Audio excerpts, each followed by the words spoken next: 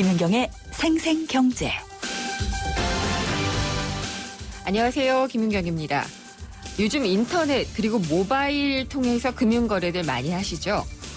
더 은행 창구 갈 일이 없어지지 않을까 싶습니다. 요즘 정보기술, IT와 은행업과의 결합, 핀테크 발전 속도가 아주 빠르거든요.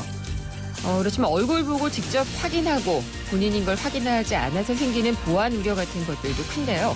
앞으로 핀테크가 가져올 변화 어떨지 짚어보겠습니다. 중국 돈 위안화가 국제통화기금 IMF의 특별 인출권 SDR에 구성하는 통화에 들어가게 돼 있습니다. 달러나 유로처럼 각 정부 간 또 중앙은행 간의 거래에 사용할 수 있다는 IMF의 보증을 받은 셈이죠. 세계 국제통화로 확실히 자리 잡았다 이런 평가도 나오고 있고요. 앞으로는 아무래도 이것 때문에 또 국제금융질서가 많이 바뀌지 않을까 싶은데요. 우리나라에 미칠 영향은 또 어떤 게 있을지 자세히 알아보겠습니다. 김윤경의 생생경제 1부 시작합니다.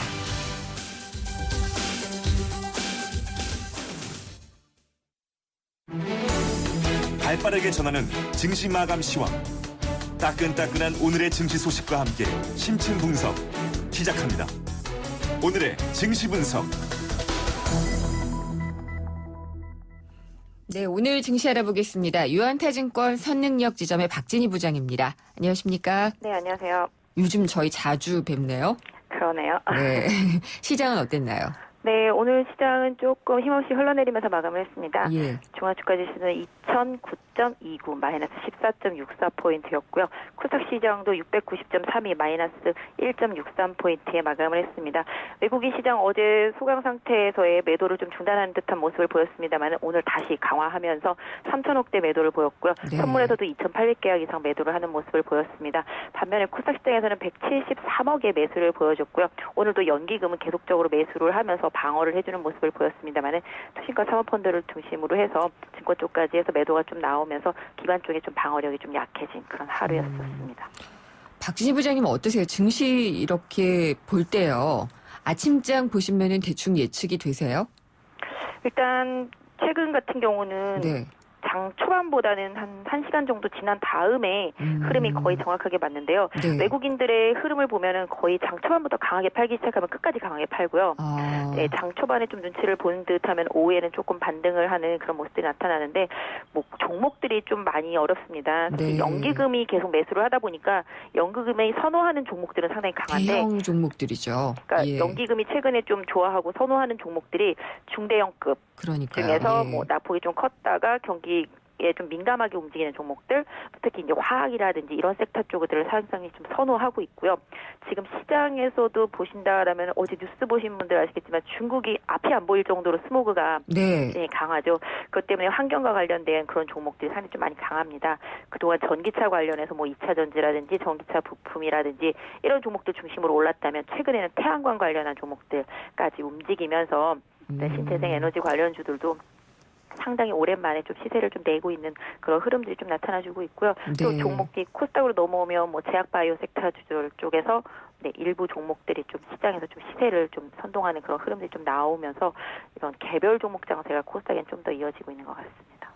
근데 태양광 지금 말씀하셨는데요. 스모그가 심하고 중장기적으로는 신재생 에너지 쪽으로 가야 되는 건 맞잖아요. 네네. 한참 태양광 투자 많이 했다가 또 많이 날리신 분들도 많고 그래서 굉장히 조심스럽거든요. 맞습니다. 지금 놓고 본다라면은 예. 일단 뭐 OCI가 OCI, 과거에 잘 나갈 때 60만 원 넘어갔던 건 뭐 다들 아실 것 같은데요. 그렇죠. 지금 뭐 오늘 좀 많이 올랐는데 8만 원대니까 예. 네, 뭐 아직도 그렇죠. 사실 태양광이라는 게 중국이라든지 유럽 쪽에서 좀 수요가 많이 붙어줘야 되는데 네, 그런 쪽에서 좀 많이 붙어줘야 저희 쪽에 뭐 OCI 같은 경우는 이제 폴리실리콘을 생산하고 있기 때문에 그런 쪽에 좀 단가가 올라가는데 솔직히 중국 쪽에 워낙 경쟁 업체들이 많이 생산을 하고 있어서 네. 폴리실리콘 단가가 올라가질 않아서 가격적인 메리트가 좀 많이 떨어져 있는 상태고요. 사실 개인적으로 생각할 때는 태양광이라는 게 사실 좋기는 하지만 한정되어 있는 부분들이 좀 있잖아요. 네. 사실 해가 안 뜨는 날도 좀 많이 있고, 그렇죠. 네, 그다음에 또 에너지 효율을 하기 위해서는 상당히 좀 넓은 면적이 필요하고 그러니까 에너지를 좀 끌어내는데 획기적인 무슨 기술이 나오면 상당히 좀 좋을 것 같은데요. 아직까지는 큰 기술의 발전이 없다 보니까 뭐 우리나라로 치면은 뭐 시골에 있는 집들이 네. 이제 지붕에다가 좀 설치를 한다거나 뭐 가로등 뭐 이런 네. 정도라서 아직까지는. 근데 일단 시장은 테마로 움직이고 있기 때문에 예. 지금은 그런 기후와 관련되어서 최대한 좀 에너지와 관련되어 있는 쪽들이 계속 힘을 쓰고 있는 것 같습니다. 미국장에서도 그런가요? 미국 쪽 같은 경우는 지금 최근에 어제도 보셔서 아시다시피 이제 제조업 지수는 상당히 안 좋게 나왔고요. 네. 제조업체들이 상당히 힘들다라는 걸 좀 반증하고 있는 것 같은데 일단 뭐 최근에 나오는 뭐 소비 지표들은 그래도 좀 개선이 되고 있는 상황이거든요.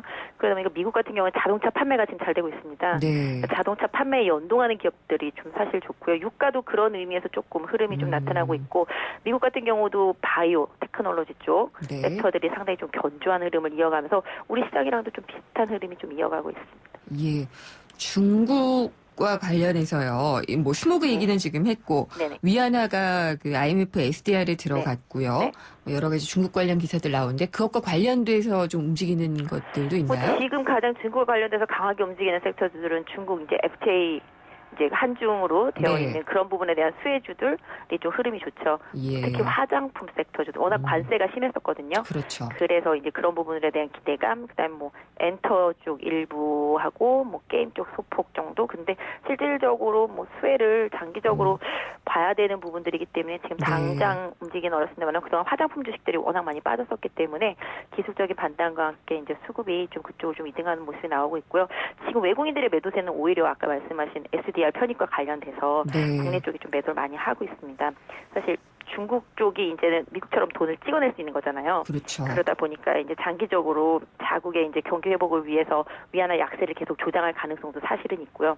이런 부분들에 대한 좀 리스크가 커지다 보니까 외국인들의 좀 시가총액 상위 종목들에 대한 매도세가 커지고 있습니다. 네. 어제 그제도 마찬가지인데 삼성전자, 뭐 현대차를 중심으로 한 시가총액 1, 2, 3, 4, 5위 뭐 이 안에 있는 종목들 위주로만 매도를 하면서 계속적으로 한국에 대한 비중을 조금씩 줄여나가는 흐름이 있어서 이런 부분들이 조금 지수에 있어서는 제한적인 상승을 보일 수밖에 없는 가장 큰 원인이 되고 있습니다. 지금 환율은 좀 안정적인가요?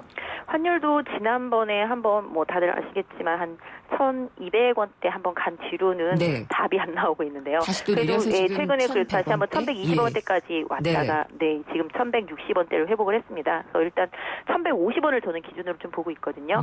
그래서 일단 1,150원대 위에만 있으면 네. 일정 부분 좀 시장의 종목들이 수출주들이 조금 안정적으로 움직일 수 있는데 그 아래쪽으로 내려오면은 사실 외국인들은 매수할 수 있는 조건이 좋아지는 편이지만 네. 우리나라 기업들은 또 경쟁력이 떨어지는 구간으로 가기 때문에 예. 좀 그 외국인들의 매수 매도도 중요하겠지만 환율에 따라서 종목 업종을 좀 선택하는데 조금 더 지혜가 필요할 것 같네요. 잘 들었습니다. 감사합니다. 네, 감사합니다. 유한타증권 선능력 지점의 박진희 부장이었습니다. 오늘 하루 당신이 꼭 알아야 할 경제 뉴스는 중요한 경제 뉴스를 콕콕 집어드립니다. 오늘의 주요 경제 뉴스 정리해 보겠습니다. 비즈니스워치의 김춘동 기자 오늘은 연결해 보도록 하겠습니다. 안녕하십니까? 네, 안녕하세요. 네, 오늘 10월 국제수지 통계가 발표가 됐나요? 네, 그 한국은행이 발표를 했는데요. 예. 그 10월 경상수지를 보니까 이 89억 6천만 달러의 흑자를 기록을 해서 2012년 3월 이후에 44개월 연속 흑자 행진을 유지를 했습니다. 좋은 올해 건 1월부터 아니죠. 네, 예. 올해 1월부터 10월까지 누적 경상 흑자는 878억 9천만 달러로 이 작년 같은 기간보다 212억 달러, 23% 넘게 늘었는데요. 한국은행은 올해 경상 흑자가 1,100억 달러에 이를 것으로 그렇게 추정을 했습니다. 예. 그러면, 일단은 이게 지금 경상 흑자라는 것 때문에 혹할 수도 있지만, 네. 우리가 수입이 많이 더 줄었잖아요. 수출이 늘어난 네, 맞습니다. 것보다. 예, 예. 많이. 그래서 이 불황형 흑자라는 기조도 계속 유지가 되고 있잖아요. 네, 오래 가고 있죠. 예, 그 10월 수출이 474억 4천만 달러로 작년 10월보다 7%가 줄었고요. 그 수입액은 367억 달러로 14.7%나 줄었습니다. 이 수출보다 수입이 훨씬 더 많이 줄어든 건데 이 수출과 수입이 모두 줄면서 이 전체적인 무역 규모가 쪼그라든 겁니다. 어제 이 산업통상자원부가 발표한 11월의 수출과 수입액을 네. 봐도 이 수입액이 이 수출보다 훨씬 더 많이 줄었는데요. 그렇죠. 이런 흐름을 봐서 이 불황형 흑자 기조가 이 당분간 이어질 것이라는 전망이 좀 많습니다. 네. 그리고 지금 대출 금리를 보면은 최고 금리가 연 네. 34.9%. 이게 3금융권이라고 불리는 대부업체들이 그렇게 매길 수 있는 네, 거죠. 맞습니다. 예, 예. 법정으로는 그런데 이게 조금 더 내려가도록 하겠다라는 움직임은 많이 있었거든요. 또 네. 얘기가 나오네요. 예, 맞습니다. 뭐 이제 그 여야가 또 협의를 했는데요. 이게 현재 34.9%인 대출 최고 금리를 내년부터 27.9%로 이 대폭 낮추기로 했습니다. 네. 국회 정무위원회가 오늘 이런 내용의 이 대부업법 개정안을 통과시키기로 좀 합의를 했는데요. 이 정부와 여당은 이 당초에는 이 서민의 대출 금리 부담을 덜어준다 뭐 이런 취지로 최고 금리를 29.9%로 내리기로 했는데 네. 그 야당이 25%까지 더 낮춰야 된다 뭐 이렇게 주장을 하면서 그 중간 지점인 27.9%로 절충을 본 겁니다. 그렇군요. 그리고 이제 대출 계약 같은 경우에 네. 이 자동 연장이 되는 경우가 있잖아요. 마이너스 네네. 대출 이런 것들은 그건 네. 갱신된 것으로 취급한다. 이런 의견을 달기로 했다고 하던데요. 네, 그 차이가 좀 있는데요. 네. 지금은 대출 만기가 돌아왔을 때 이 대출자가 이 계약을 갱신을 하겠다 이런 네. 의사를 표시하지 않으면 이전 대출 계약이 그대로 유지되는 것으로 그렇게 봤습니다. 최고 금리가 그대로 유지되는. 네, 맞습니다. 네. 그러니까 금리도 똑같이 가서 이 최고 금리가 떨어지더라도 적용을 받지를 못했는데요. 그 일부 대출자들은 이 계약이 만기가 된 사실을 좀 잘 알지도 못하고 그대로 이 고금리를 내는 경우도 좀 많았습니다. 예. 그러다 보니까 여야가 이런 조항을 놓았는데 이제는 이 대출자가 그 의사 표시를 하지 않더라도 여기와 상관없이 떨어진 최고 금리를 적용하겠다. 이렇게 이런 취지로 좀 보시면 될 것 같습니다. 이게 그러면은 통과되면 언제부터 시행이 될 수 있는 건가요? 이번에 이제 국회에서 통과를 하면 내년 초부터 아마 시행이 되는 것으로 아. 그렇게 좀 예상이 되고 있습니다. 그러면 그렇지 않아도 고금리 약탈적 대출이다라고 많이 공격을 받았던 게 대부업체들이었는데 네. 사실은 은행 문턱 넘기 어려우니까 가는 서민들도 많이 그렇죠. 있었거든요. 대부업은 이렇게 금리 낮추면 장사를 어떻게 하냐라고 반발을 할 게 분명한데요. 네, 그 대부업 금융협회가 안 그래도 거세게 좀 반발을 하고 있는데 예. 이 최고 금리를 27.9%로 내리면 이 상위 40개 대부업체의 매출이 7천억 원 정도 줄어든다. 뭐 이렇게 좀 분석을 했고요. 또 이 상당수 대부업체가 적자로 돌아서면서 문을 닫을 것이라고 좀 이렇게 반발을 하고 있습니다. 네. 실제로 저신용자들이 이번 대출 금리 인하로 이 불법 사채 시장으로 내몰릴 수도 있다. 뭐 이런 우려도 좀 나오고 있는데 사실 이 선거철만 되면 이 카드 가맹점 수수료 또 이 대부업 최고 금리를 인하가 계속 이 단골맨처럼 돼 왔었는데요. 그렇죠. 예, 지금까지는 큰 부작용은 없었는데 이번에 좀 금리를 많이 낮춰서 좀 어떻게 잘 넘어갈 수 있을지 좀 더 지켜봐야 될 것 같습니다. 네, 27.9% 정도로 서로 합의를 봤다라는 네. 거군요. 예. 예. 여기에다가 또 인터넷 전문은행이 나오게 되면 중금리 대출이 가능하다고 하니까 예. 그렇게 되면 서민들한테 중금리의 기회가 좀 많이 열리면 좋겠긴 하네요. 신용평가도 그렇고 아직까지는 사실 중금리 대출은 좀 우리나라에서 약간 낯선 영역인데 예. 그 핀테크 기업들이 잘 좀 평가도 잘하고 해서 네. 금리를 낮춰주면 아무래도 소비자들한테는 도움이 많이 될 것 같습니다. 네. 김춘동 기자 주변에서 남성이 육아휴직 간 사람이 있나요? 최근에 저의 전 직장에서 한 명이 좀 하신다고 하더라고요. 아, 그래서 그래요? 예. 처음 봤는데 저는 3개월 정도 아마 하시는 것 같습니다. 저도 굉장히 드물게 보는 것 같은데 네, 그렇죠. 한국의 남성 육아휴직 보장 기간 자체는 세계에서 최상위권이라고 하더라고요. 네, 그 OECD의 가족 데이터베이스 통계에 따른 건데요. 그 우리나라는 이 아버지에게만 주어지는 유급휴가가 52.6주로 회원국 가운데 가장 길었습니다. 네. 그 배우자 출산 휴가와 이 남성 육아휴직 등이 배우자에게 넘길 수 없는 유급휴가 기간이 그만큼 길다는 건데요. 그 일본이 52주로 한국에 이어서 2위에 올랐고요. 프랑스가 28주, 룩셈부르크와 덴마크, 네덜란드가 26.4주 등으로 그 뒤를 이었습니다.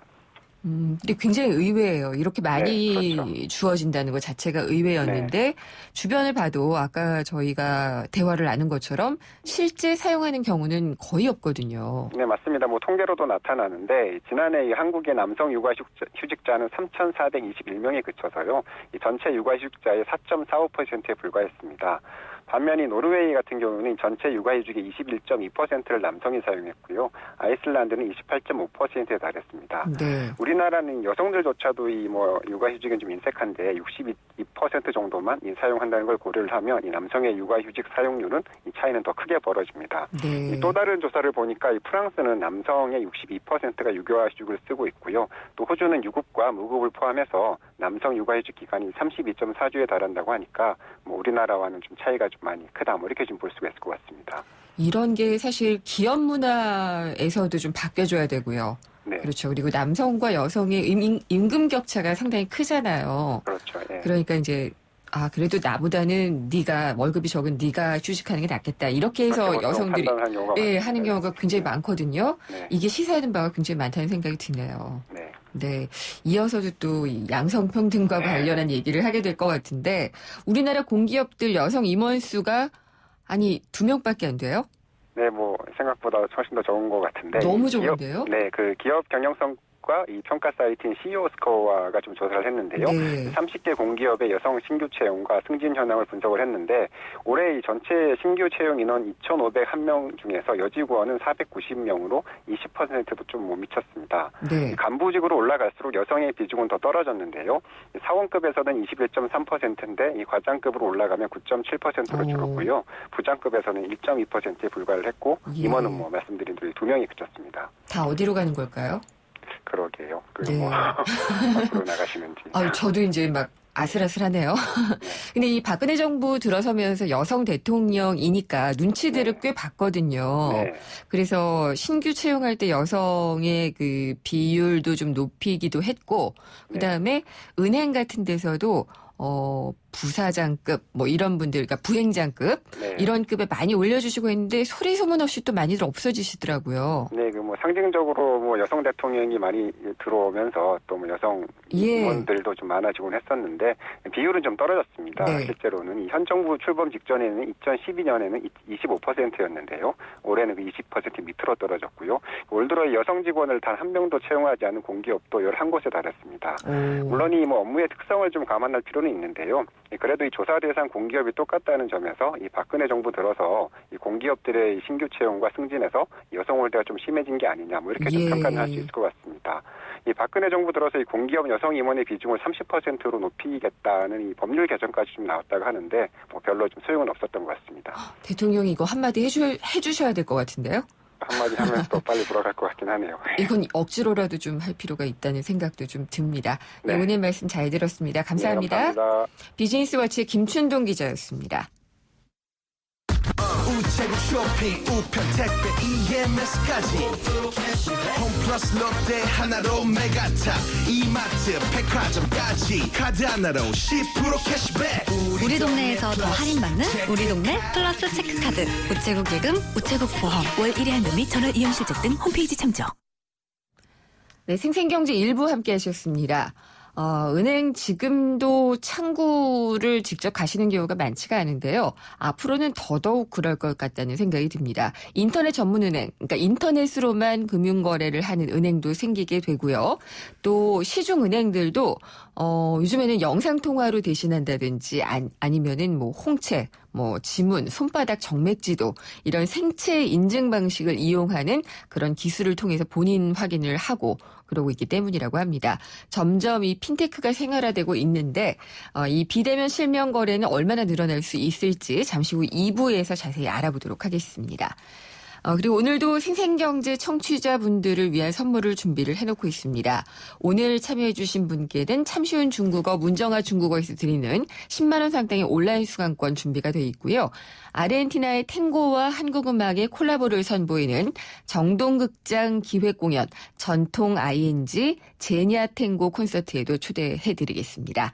생생경제에 대한 의견을 문자로 보내주신 분들이 추첨 대상이 되는데요. 짧은 문자는 50원, 긴 문자는 100원의 정보 이용료가 붙습니다. 휴대전화 우물정의 0945번, 우물정의 0945번으로 생생경제에 대한 의견 보내주시면은요, 저희가 몇 분 추첨해서 선물을 보내드리겠습니다. 광고 들으시고요. 생생경제 2부 이어집니다. YTN 라디오 캠페인 물 없는 한라산, 물 없는 제주 바다를 상상할 수 있나요? 제주의 아름다운 자연과 풍경은 깨끗하고 건강한 물이 있기에 가능합니다. 제주를 아름답게 만들어주는 건강한 물은 우리의 몸과 마음도 아름답게 만들어줍니다. 건강한 몸과 마음을 지키는 일, 아름다운 물을 사랑하고 지키는 일에서부터 시작됩니다. YTN 라디오 아름다운 물 캠페인은 제주특별자치도 개발공사와 함께합니다.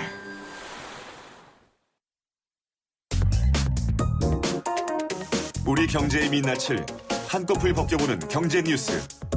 경제를 위한 새로운 시각. 김윤경의 생생경제.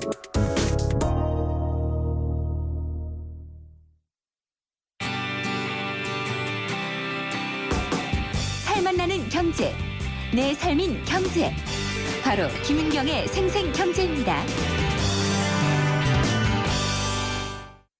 네, 오늘 첫 번째 생생 인터뷰입니다. 비대면 금융거래, 생체인식 이런 것들이 많아지면서 핀테크가 진화하고 있는데요. 어떤 점들이 변화될지 알아보겠습니다.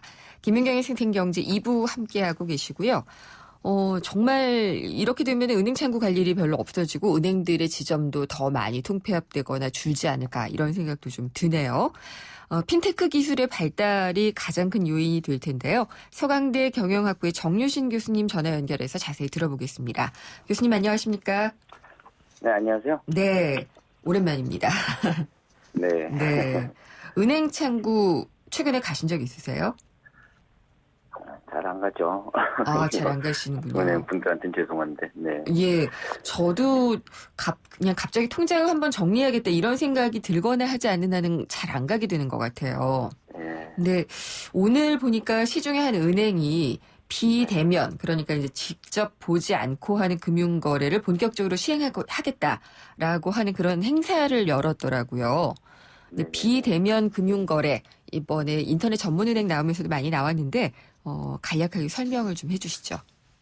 네, 뭐, 오전에 그 금융위원장께서 아마 시연을 하셨다고 네. 얘기가 있었죠. 그래서, 그 비대면 사실 이제 실명 확인, 그러니까 사실 본인 인증하는 그런 네. 그 작업인데요. 보통 우리가 이제, 은행이든 뭐 증권사든 금융회사 가서 계좌를 틀 수도 있고, 뭐, 계약 같은 거, 뭐, 대출계약 같은 것도 체결할 수 있고 그렇지 네. 않습니까? 이제 이렇게 처음 시작할 때, 지금까지는 이제 뭐, 은행이나 증권사 가가지고, 페이스 투 페이스 대면에서 본인임을 이제 확인을 하고, 예. 이렇게 해줘야 되는데, 이제 이제는 그러지 않고도 비대면, 대면하지 않고도 이제 그런 부분들을 이제 할 수 있도록 하는 건데, 전에 이제 그 금융위원회에서 그런 그 예시적 방법들을 얘기를 했었어요. 그런데 네. 뭐, 신용카드를 이용한다라든지, 예. 또는 SMS, 통신사 저장의 정보가 휴대폰 본인 인증이죠. 그런 방법. 또는 영상 통화로 해서 본인임을 확인하는 방법, 뭐 우체국 배달원을 통해서 대면 확인해주는 방법. 그리고 이제 금융위원회가 인정하는 이런 방법 외에도 금융위원회가 인정하는 비대면 본인 인증 수단에 대해서 이제 허용할 수 있다. 이렇게 했기 때문에 네. 거기에 이제 가능한 부분들이 오늘 뭐 그런 그 시연에 포함된 걸로 보였는데 네. 생체 인증 이것도 예. 이제 가능하다 할 수가 있는 거죠. 그러니까 비대면 실명 인증. 원래는 꼭 대면에서 실명 인증을 해야 되는 게 법적으로 정해져 있었잖아요. 네네. 그게 아마 올해 들어서 좀 가능하도록 제도가 좀 풀린 게 아닌가요? 그렇습니다. 예. 예. 그래서 이게 정말 예전에 있었던 것들이 기술의 발전에 따라서 이제 제도도 바뀌게 되는 것 같은데 말씀하신 것처럼 생체 인증이요. 영화에서만 봤는데 정말 뭐 홍채 인식이라든지 손바닥의 정맥의 뭐 움직임 뭐 이런 걸 가지고도 진짜로 인식이 가능한가 보죠? 뭐 SF 영화에서 많이 나오죠. SF가 아니라 이제 현실이 됐어요. 아, 예. 예. 이제 생체 인증, 뭐 홍채라든지 뭐 또, 뭐 정맥, 요새는 이제 예. 정맥 인증 예. 하기도 하고, 우리 지문 이런 건 이제 뭐 익숙하지만, 예. 뭐 이런 방법이라든지 또는 뭐 안면, 뭐 여러 가지 뭐 또 음성에 의해서 여러 가지 그 생체의 특징을 갖다가 활용을 해서 본인임을 인증하는 방법들이 쓰이고 있는데요. 아무래도 이제 생체 인증은 우리 신체에 있으니까, 네. 바꿔지지 않는다. 그리고 또 남이 복제하기 어렵다. 뭐 이런 측면에서 이제 향후에 네. 아까 뭐 제가 몇 가지 그 사례의 어떤 비대면 금융거래를 인정해주는 예. 수단들 말씀드렸지만 비대면 금융거래 활성화되면 이제 더욱더 이제 생체 인증 방법들이 많이 쓰이지 않겠나 이런 생각을 해볼 수가 있게 되고요. 특히 이제 이번에 예비인가 2개 났잖아요. 인터넷 전문은행. 인터넷 전문은행이요? 예. 그래서 이제 인터넷 전문은행 성격이 사실은 그 직원 없이 무점포 운영이잖아요. 기본적으로 그렇죠. 하다 보니까 뭐 대면 할 수가 없는 거죠. 그러니까 비대면 네. 금융거래 이제 사실은 수익 모델 자체가 거기 때문에 어떻게 보면 이제 비대면 금융거래 확산의 기폭제 역할을 하게 될 텐데 그때 다양한 툴들이 있지만 시간이 가면 갈수록 아마 생체 인식 그 인증 수단들이 좀 더 확산이 되지 않겠나. 그리고 또 인터넷 전문행에 쓰게 되면 또 다른 금융회사들도 쓰게 되겠죠. 경쟁 네. 측면이 있으니까. 그래서 이런 도입이 좀 더 활발해질 걸로 이렇게 보입니다. 지금 그 모바일로 결제하는 삼성페이인가요? 그것도 지문으로 하는 게 가능하다고 제가 들은 것 같고요. 삼성페이도 그렇고 뭐 아이폰도 사실 이제 지문 인증할 수 있도록 하게 되어 있고요. 네. 이게 여러 가지로 이용될 수 있을 것 같은데 이건 좀 우스갯소리입니다만은 얼굴을 바꾸거나 예, 뭐 이렇게 성형할 수도 있잖아요. 지문도 네. 좀 날조할 수 있고 그렇지 않을까요? 글쎄 그건 전문적인 거여서 또 그런 분들이 있겠지만 예. 또 기술적인 그런 부분들을 또 바뀌지 네. 않는 그런 요소들을 또 체크해서 아무래도 그렇겠죠. 예. 수익물을 네. 만들려면 다 그렇게 해야 되겠죠. 네. 해외에서는 이게 좀 보편화되고 있는 곳이 있나요? 그중에서는 지문이 아무래도 많이 보편화돼 있고 우리나라도 그렇지만 네. 보편화돼 있다고 하고 아까 말씀드렸듯이 뭐 아이폰 갤럭시 뭐 삼성 갤럭시 같은 것도 지문 인증이 되니까요.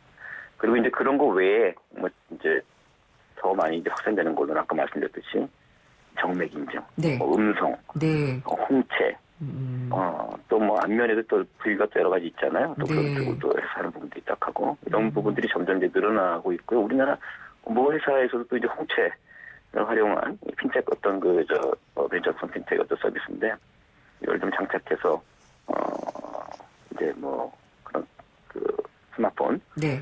판매할 때 쓰겠다 이제 그런 얘기도 좀 나오고요. 일본 경우는 그 정맥 인증을 많이 쓰고 있어요. 아, 그래요? 예, 네. 그분들 얘기로는 이제 정맥이 가장 그래도 위변조 위험이 덜하다. 낮다. 예, 그리고 이제 임식률에서 가장 정확하다고 얘기를 하죠. 예. 아마 과학적으로 아마 그런 것 같습니다. 그래서 정맥 인증을 많이 쓰고 있고요. 뭐 이제 굉장히 이제 다양한 분들이 더 많이 나올 것 같아요. 아까 말씀드린 뭐 음성, 안면, 또 사인도 네. 사인하지 않습니까? 예. 사인을 통한 어떤 인식도 기술적으로 굉장히 많이 지금 개발이 되고 있다고 그래요. 보통 네. 생각할 때 사인하면은 그거 뭐 그때 다들 막 달라지는데 되나 뭐 이런 얘기도 하는데. 예. 그것도 저도 그런 생각이 드는데. 만들고 있습니다. 네. 아, 그래요? 사인 같은 것도 그렇고 음성도 흉내내는 사람들도 많이 있기 때문에 그렇지 않은가 싶은데 사실은 굉장히 고유한 생체 어떤 정보들이니까 그런 아무래도 부분들은 이제 골라내는 기술들이 있다고 그렇겠죠. 합니다. 네. 예. 또 최근에 인터넷 전문은행 아까 말씀하신 데 KT 컨소시엄하고 카카오 컨소시엄이 이제 선정이 됐잖아요. 네. 근데 이들이 이제 정말 하겠다고 하는 게 비대면 거래잖아요. 그럴 수밖에 없는 거죠. 예, 네. 그럴 수밖에 없고, 그러니까 기존 은행들은 또 긴장할 수밖에 없으니까 우리도 비대면 그 거래를 활성화하겠다라고 좀 약간 반사적으로 많이 내놓고 있는 게 아닌가. 실제로 네. 할 수 있는 것보다 그런 생각도 좀 들거든요. 사실 그런 인식도 뭐 좀 지나봐야 알겠죠. 그런 예. 인식을 이제 가질 수도 있는데 워낙 또 정보 강조를 하고 있으니까요. 그러나 그런 그 뭐 정책적인 방향이 이런 거하고 별개로 네. 실제로 보게 되면 이제 인터넷 전문행이 나오게 되면 인터넷 전문행은 비대면이니까 오로지 이제 그런 방향으로 할 수밖에 없잖아요. 그렇게 그렇죠. 되면 전체적인 이제 분위기 뭐 언론에서도 많이 뭐 얘기해 주시겠죠. 인터넷 모바일 활용이 점점 많아지게 되고 거래나 계좌 틀 때 그런 얘기도 계속 나와서 이제 유행이 될 가능성이 많이 있고 우리나라 또 이렇게 한번 방향을 틀면 또 굉장히 스피디하게 몰려가는 경향이 있잖아요. 그렇죠. 그리고 굉장히 다양성이 중요한데 네. 실질적으로 인터넷 모바일 이용하면은 공간 사용 인력 비용이 절감이 되지 않습니까, 사실은. 네. 그러니까 이제 그런 쪽에서 메리트 강조될 수 있는 부분들이 많이 있고 특히 젊은 층 가면은 오프라인 공간보다는 그 지적 영업 저만도 해도 이미 그렇지만은 젊은 층은 더 지적 영업점 이런 데 익숙하지 않잖아요. 그래서 네. 다양성이 이제 그런 쪽으로 계속 간다는 그런 측면. 그리고 이제 그 경쟁 관계에서 볼 때 인터넷 전문행이 어쨌든 간에 뭐 누가 그런 표현을 쓰셨던데 고인물에다가 매기 돈을 풀어놨다 뭐 이런 얘기 하셨던데 약간 어쨌든 간에 기존의 어떤 그런 그 안정적인 모델에서 새로운 그게 들어감으로 해가지고 경쟁이 이제 나오게 되면 네. 그 경쟁 방향은 모바일 쪽으로 갈 수밖에 없다는 거죠. 그렇게 되면 결국 이제 이런 그 관련된 핀텍 서비스라든지 이런 부분들이 다양하게 나오게 되면서 네. 경쟁은 치열해지고 서비스 상품들은 많이 나오게 되고 그래서 결국 이제 핀텍 어떤 인더스트리 이런 쪽에 붐 활성화는 이루어질 것으로 생각이 듭니다. 기존에 있던 금융거래 자체가 이제 대면이 아니라 비대면으로만 바뀌는 거니까 전체 금융업의 파이가 작아지진 않을 것 같은데요. 관련 네. 종사자들, 이렇게 뭐 점포가 없어진다든지 창구에서 근무했던 분들이라든지 이런 분들은 일자리를 많이 잃게도 되고 그게 또 은행의 입장에서는 수익을 얻어낼 수 있는 방편이 될 수도 있고 양날의 칼 같다는 생각도 좀 드는데요. 지금 말씀하신 게 맞다고 생각됩니다. 그러니까 네. 아무래도 이제 그런 그 고용의 이런 부분들이 있는데 이게 예. 피할 수 없는 글로벌 트렌드라면 국내 예. 어떤 이슈가 아니라면 오히려 빨리 가는 게 낫다 이런 생각을 할 수 있고요. 네. 또 하나는 이게 이제 이미 그 은행이나 증권사나 뭐 보험사나 이미 하고 있는 어떤 영역 같은 경우에서는 이런 그 핀텍 서비스 같은 하게 되면 이제 인력이 그 정도 필요하지 않다 뭐 이런 얘기를 할 수 있지만 또 새로운 영역들 갖다 만들어낼 수 있는 게 있거든요. 네. 예컨대 뭐 다른 데이터 중으로 해서 저소득층을 겨냥한다라든지 소액자금 갖다 대량으로 대금으로 모을 수 있다라든지 네. 해외로 나갈 수 있다라든지 예. 이런 그런 부분들을 갖다가 오히려 이제 하게 되면 시장이 커지기 때문에 네. 고용의 이슈하고는 그건 다른 얘기고 윈윈이 될 수가 있는 거고요. 또 하나는 오히려 이제 뭐 오늘 그 시연에서 나왔지만 어떤 그런 비대면 통해 갖고 계좌를 트거나 무슨 계약을 하고 이런 부분들은 다 이제 무점포 어떤 쪽으로 돌리게 되면은 네. 디지털 점포를 돌리게 되면 창구에 앉아 계신 우리 직원분들이나 이런 분들은 그 시간을 세이브하고 절약해서 다른 쪽에 어떤 그 집중을 해갖고 업무를 더 늘릴 수 있지 않습니까? 네. 그런 부분들도 윈윈이 갈 수 있는 게 하나 있고요. 또 하나는 또 알겠습니다. 예. 이런 쪽으로 귀향이 가는 거라면 예. 어떤 은행이나 증권은 오히려 이걸 더 적극적으로 활용을 해서 예. 시장 갖다가 오히려 점유율을 높이는 그런 구조로 가거나 어떤 새로운 회사 갖다가 스피너프 알겠습니다. 그런데 분리시켜가지고 예. 그쪽을 갖다 키워서 우리 사실을 주고 직원들이 열심히 거기서 해가지고 오히려 네. 직원들이 잘 될 수 있도록 유도하는 것도 방법이라고 생각이 됩니다. 예, 점점 빨라질 것 같습니다. 말씀 잘 들었습니다. 감사합니다. 네, 고맙습니다. 정유신 서강대 경영학부 교수였습니다. 미래가 궁금해? 스마트한 미래의 모습을 보여주는 스마트 IT 뉴스. 네, 스마트 IT 뉴스 시간입니다. 페이스북과 구글 보면은 무슨 일을 하고 있는지 굉장히 많은 일들을 벌이고 있는데요. 그 중에서도 두 곳은 전 세계가 다 연결되도록 하겠다. 인터넷으로 연결될 수 있도록 하겠다는 프로젝트를 추진을 하고 있습니다. 그래서 지금 뭐 무인 소형 비행기, 인공위성, 뭐 또 열기구 이런 것들이 다 활용이 되고 있거든요.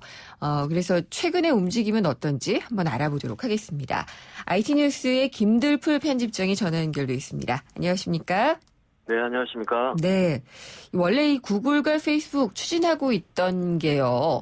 저개발국, 뭐 아프리카라든지 이런 곳들의 인터넷 연결을 많이 할 수 있도록 하겠다. 인프라를 깔겠다. 이런 거 아니었나요?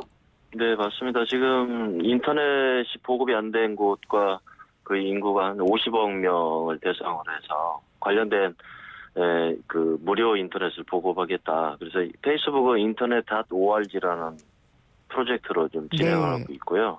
구글은 프로젝트 룬 이렇게 명칭을 가지고 지금 현재 진행을 하고 있죠. 네. 다 잘 하고 있는 건가요? 네, 잘하고 있는 것 같습니다. 현재 페이스북 같은 경우에는 아프리카에서부터 이제 시작해서요. 인도까지 한 24개국 정도에서 현재 한 1,500만 명 정도한테 지금 무료 인터넷을 지금 보급으로 돼 있고요. 네. 구글도 스리랑카 지역에 지금 우리 LTE 방식이 아닌 3G 속도 정도의 인터넷 서비스를 좀 공급하고 있는 걸로 좀 나와 있습니다. 그렇군요. 미국 내에서도 이런 게 뭐 이루어지고 있는 게 있나요? 네, 이제 이 부분이 좀 중요한 부분인 것 같은데요. 네. 며칠 전에 이제 미국 FCC라는 연방통신위원회에 그런 테스트를 좀 하겠다. 이제 구글이 이런 프로젝트 룬 테스트 허가 요청을 했는데요. 이게 이제 미국 50개 주 전체에다 이 테스트 허가를 낸 거거든요. 기존에는 거의 그 제3세계인 그런 재개발 국가에서 테스트를 하거나 했었는데 미국 내에서 하겠다. 이게 구글의 전방위적인 전략이 좀 드러나 보인 게 아닌가 이렇게 보고 있는 것이죠. 구글이 그러면은 미국에서 이런 실험을 프로젝트 룬이라는 기존의 이름을 쓰지 않고 허가를 얻어서 한다는 것. 이것 자체가 갖는 의미는 뭔가요? 그래서 이번에 그 허가 요청서를 보면 프로젝트 룬이라는 기존의 명칭을 쓰질 않고 풍선을 이용해서 하겠다라고 했는데, 이게 사실은 그 글로벌 기업들이, 선도 기업들이 보면 이런 가치 연결을 아주 잘하는 것 같아요. 예. 결국에는 이제 그 저개발 국가에 대한 50억 명한테 이런 무료 인터넷을 보급하겠다라는 가치와 결국에는 이제 IoT 사물 인터넷이 전방위적으로 확산이 되고 있잖아요. 네. 바로 이것까지도 확보하겠다. 그런데 무슨 얘기냐면은 예, 지금 이동통신사들이 거의 뭐 땅에 지상에서 이런 통신망을 구축하고 있잖아요. 예. 하늘에서 이제 공중망을 구축하고 있다는 거는 향후에 예, 이제 스마트카 전 지구 다 바닥에 이제 움직이는 스마트카, 스마트홈 이런 것들을 이제 공중망에서도 연결하겠다는 얘기거든요. 네. 그래서 이 미국 내에서부터 구글이 시작하지 않겠느냐라는 의미를 볼 수가 있는 거죠. 사물 인터넷이나 뭐 자율주행차 뭐 이런 것들을 염두에 두고 있다라고 얘기를 하셨는데 네네. 그러면 좀 더 자세히 들어가서요. 지금 구글이 추진하고 있던 이 프로젝트 룬이라는 서비스요. 이게 사실 이런 걸 다 염두에 두고 시작을 했을 거잖아요. 그래서 네네, 어디까지 그렇죠. 지금 발전이 되어 있는지 좀 궁금하네요. 프로젝트 룬이 기존에는 이제 이번에 그 테스트를 요청한 허가 요청서에 보면은 기존에는 프로젝트 룬이 이 주파수 대역이 있어요. 이 주파수 대역이 2.4GHz에서 5.8GHz 대역을 썼는데 네. 이번에 71GHz부터 76 이 주파수를 테스트를 이렇게 정확히 기록하고 있거든요. 네. 근데 이 주파수대가 어디에 유용하냐면 단거리에 최적화돼 있고 그다음에 대용량 데이터를 이제 전송하기에 아주 좋은 주파수대이거든요. 근데 바로 이제 미국 내에서 이제 이 실험하고 있다는 거는 현재 미국에서 모든 사업 분야에서 추진하고 있는 사물 인터넷 분야에 예. 이걸 적용하지 않겠느냐 이렇게 이제 보는 것이죠. 공중에서 떠다니는 어떤 네트워크를 이용해서 사물 네네. 인터넷을 뭐 강자가 되겠다라는 어떤 그런 얘기인 것 같네요. 네네. 위치 기반에서는 예. 이제 지상망과 하늘망이 꼭 필요한 이런 부분들이겠죠. 그러니까요. 근데 네. 구글 보면은 지금 구글 파이버라는 이 초고속 인터넷 서비스도 시행을 하고 있잖아요. 그 일련의 과정으로 볼 수가 있을 것 같고요. 네. 이제 구글 파이버가 사실은 우리나라 그 초고속 인터넷망처럼 캔자스 시에서부터 이제 미국 중부 지역 중심인데요. 여기서부터 지금 서비스를 하고 있거든요. 그래서 아틀란타 지역까지도 이제 동부 지역까지 확대하겠다라고 하고 있고요. 이제 이 때문에 이제 AT&T나 이제 이전 버라이즌이랄지 이런 통신사들이 좀 긴장을 하고 그 초고속망을 좀 서비스를 좀 하고 있는데 네. 우리나라하고 달리 그 속도가 굉장히 늦거든요. 네. 이 초고속망을 구글이 이제 끼어 들어간 거죠. 근데 구글이 참 영리하기도 하고 빨리 네. 가는 것이 얼마 전에 보면은 우리나라에서는 이제 알뜰폰으로 불리고 있는 MVNO라고 하죠. 네네. 예, 이쪽에 이 망 사업도 시작을 한 것 같아요. 네, 맞습니다. MVNO가 이제 이 구글은 항상 이 이름을 이제 프로젝트 파이라고 네. 명칭을 가지고 하는데요. 한 2만 원 정도의 음성과 문자 서비스를 무제한 이제 이용하겠다는 건데 바로 이 망을 빌려서 이제 스프린트랄지 T모바일 이런 통신망을 빌린 거죠. 네. 예컨대 이제 KT나 SKT 같은 국내라면 이런 망을 빌려서 쓰겠다. 그런데 이게 지금 전 세계적으로 한 120국가에서 지금 이 망들을 구축하고 있거든요. 네. 아마 국내에도 좀 조만간 두르지 않겠냐 이렇게 이제 보는 것이죠. 그러니까 지금 구글이 하고 있는 이 통신망 구축이 120개국 정도에서 되고 있다고요? 네네, 이 MVNO 사업 관련된 망을 빌리는 거죠. 예, 그러면 구글이 정말 뭐 인터넷 세계뿐만이 아니라 지상과 공중의 어떤 망도 다 지배하겠다는 야심이 있는 거군요. 네네. 근데 이게 꼭 필요한가요? 필요하죠. 왜냐면 이제 지상망의 이제 위치 기반이랄지 결과적으로 이런 게 이제 스마트카 같은 경우는 자동차 속도가 굉장히 빠르잖아요. 예. 마찬가지로 드론 서비스도 마찬가지겠고요. 그리고 이제 거꾸로 보면 위에서 밑을 보느냐 아니면 밑에서 위를 보느냐 이 차이인데요. 결국엔 두 개가 이제 결합이 돼야 되는 건데, 네. 이 지상망은 구글이 임대해서 MVNO처럼 쓰고 향후에는 지상망을 쓰는 데는 하늘망을 구글한테 거꾸로 임대료를 내고 쓰는 이런 형태로 진행이 되지 않겠냐 이렇게 보는 것이죠. 그렇군요. 머리 좋은데요. 근데 구글의 경쟁 업체인 페이스북 같은 경우에는 지금 전략이 어떤가요? 페이스북도 좀 전방위로 좀 확대해 나가고 있는 것 같습니다. 이게 기존에는 이제 아킬라라는 서비스로 이제 무인 항공기로 해서 이제 무선 인터넷을 하늘에서 공급을 하겠다 그랬는데, 얼마 전에 그 위성을 위성에서 공급을 하겠다. 특히 이제 사아프리카 지역, 사하라 사막 이쪽에 무선 인터넷을 공급하겠다. 그래서 내년도에 이 위성에서 또 무선 인터넷을 공급할 것 같아요. 위성을 이용해서 이것도 역시 하늘에서의 공중의 망을 장악을 하겠다는 거네요. 네, 맞습니다. 예. 또 조금 더 자세하게 얘기를 해주신다면은 다른 것들은 어떤 움직임을 보이고 있을까요? 페이스북은 이제 결국은 그들이 지금 다른 분야에서 추진하고 있는 이 메신저 플랫폼 전략을 좀 강력하게 추진하고 있는데요. 그 중에 이제 두 가지 부분이 있어요. 하나는 이제 VR 부분이거든요. VR, AR. 그리고 이 아킬라, 인터넷 아더 ORG 부분들의 핵심 역량으로 끌고 가겠다. 결국에는 이제 모든 딥러닝, 머신러닝, 기타 이제 개인형 맞춤형으로 커머스까지도 모바일 안에서 다 구현을 하겠다라는 거거든요. 메신저 안에서. 그래서 이제 신문 뉴스도 페이스북을 기존의 하이퍼링커에서 락인으로 안에서 이제 이 신문 뉴스도 공급을 하겠다. 이 전체를 페이스북이 가지고 있는 이 메신저 플랫폼 안에서 돌리는 거죠. 15억 명의 사용자가 있기 때문에 이건 가능할 거라고. 그렇군요. 구글 같은 경우에는 그럼 보면 열기구나 인공위성 뭐 이런 것들을 통해서 인터넷망을 공급하겠다는 것이고, 또 뭐 이 페이스북도 그렇고요. 계속 이 공중의 무선망을 장악하려는 전쟁이 정말 본격화되고 있다, 이런 생각이 좀 드는데요.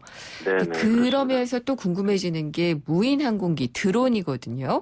네네. 드론은 뭐 아마존이 그걸 이용해서 배송을 하겠다, 뭐 이게 계속 좀 이슈가 되고 있지만 구글이나 페이스북이 이런 망 사업을 하는데도 이용할 수 있지 않을까 싶은데요. 일반적인 이제 배달용, 배송용 드론은 좀 다르고요. 아마존이 엊그제 이제 2차 버전 드론을 공개를 했거든요. 네.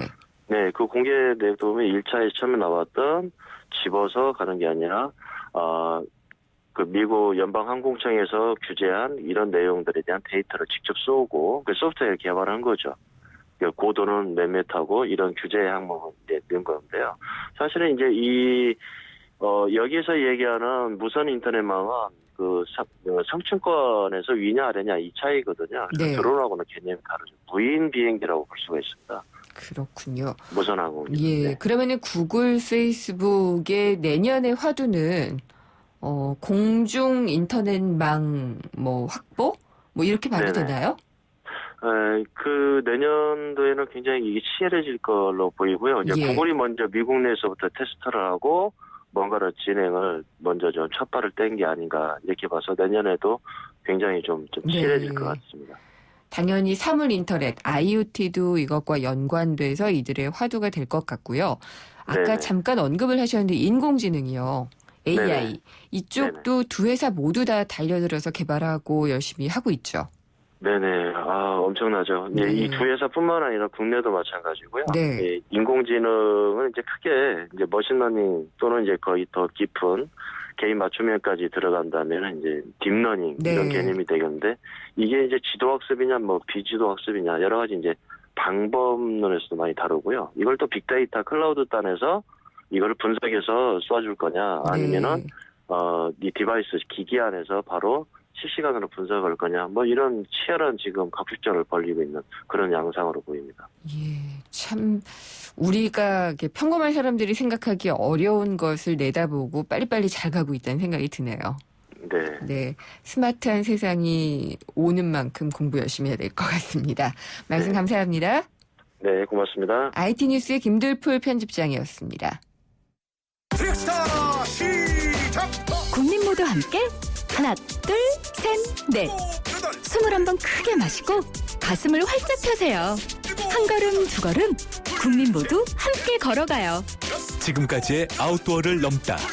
대한민국 국민이라면 스타, 트랙스타.